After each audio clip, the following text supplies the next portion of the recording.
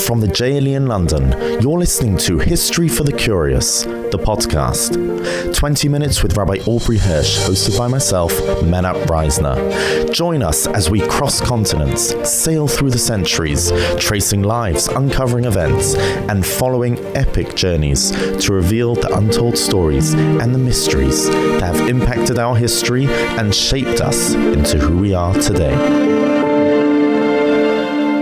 And welcome back, Rabbi Hersh. Thank you for another brilliant series on printing. Extremely well received, very positive feedback. Many people have written that a lot of the stuff you said they had absolutely no idea about, which is the usual case, but specifically with this printing. Yes. So we're back with a brand new series, and this is a timely series with upheaval of the government and a new prime minister every week.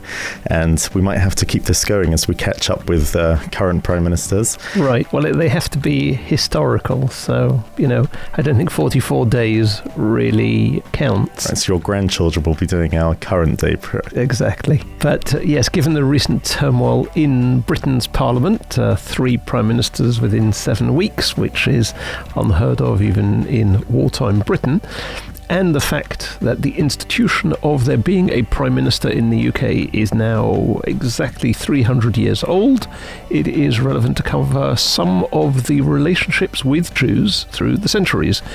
And I believe this podcast will contain surprises about some of these people. I definitely came across one in particular, a prime minister who didn't turn out as everyone thinks, but there are a couple of unexpected turns. So you mentioned that prime ministers in the UK has only happened 300 years ago. Mm-hmm. What suddenly happened? Well, the whole institution of Parliament went through all the upheavals with Oliver Cromwell and with them dropping the head of a king and constitutional monarchy. So as the royal family became less relevant, then the prime ministers became... It's not to say that the royal family became less relevant, but the Parliament became more relevant. That's the way I would put it, at least until 1900. Right. So I'm not going to cover the more recent prime ministers, such as Margaret Thatcher or Tony Blair, whose personal connection to Jews is well known. They both raised a chief rabbi to the House of Lords and consulted with them whilst in office.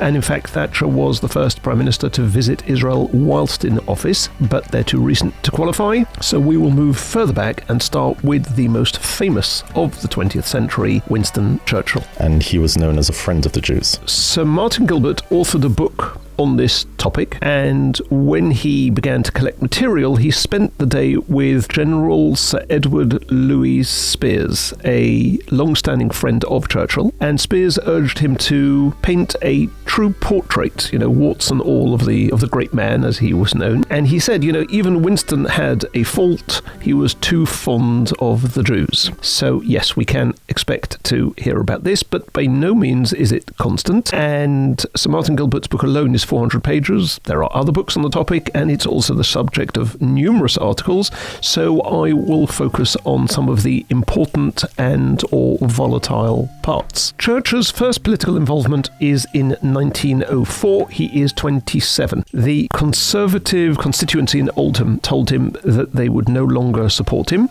so he accepts an invitation to stand for Manchester North West for the Liberals, and 1/3 of the electorate there was Jewish, and he was asked by them to lobby against the Conservative government's Aliens Bill, which was aimed at limiting Jewish immigrants from Tsarist Russia who were fleeing persecution. And Churchill took up the challenge. He spoke up, saying that the whole bill was an attempt by the government to buy popularity by dealing harshly with immigrants who had no vote, and it was racial prejudice. So the House of Commons tries to pass the bill anyway, and Churchill changes tactics. The bill had 11 clauses and 240 lines. And since he was part of the parliamentary committee, because there are always opposition members of parliament at committee stage, he challenged each clause. And by the end of the 7th day of their deliberations, they had only gone through 10 of the 240 lines. Then the government just gave up. Yeah, basically, the government abandoned the bill. Let's move forward to January 1919,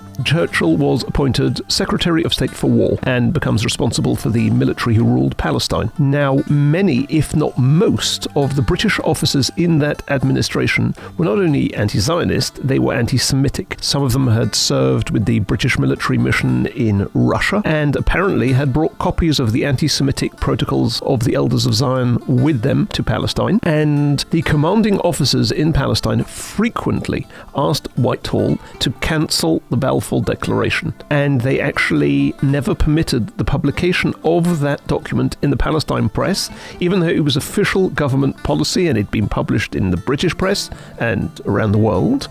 So that was the situation that he inherited. But Churchill was famous for his outspoken support of the Balfour Declaration of Zionism. And as a government minister, he outlined his policy on Jewish immigration, insisting that the door to immigration be kept open. So when Churchill receives the Palestinian Arab delegation in 1921, they demand that the British government reject the Balfour Declaration and halt all further Jewish immigration to Palestine. Churchill refuses to do either. He told them that the Jews are a people who are scattered all over the world, and Palestine is a country with which they have a strong historic tradition, and that they were there many hundreds of years ago, and they've always tried to be there, and that's the way it's going to be. It's very outspoken, very strong point. I guess it's unlikely to have been the UK policy in the government. Well, at no point, almost, were Churchill's sympathies to Zionist aspirations shared by the majority of the cabinet. So yes, this was quite a strong position to be taking, and he maintained a very pro-Jewish approach throughout the 20s and 30s. In fact, in 1952, so this is on the 4th anniversary of the founding of the State of Israel, he sent a telegram in which he described himself as a Zionist from the days of the Balfour Declaration, although he still did have one fear about Palestine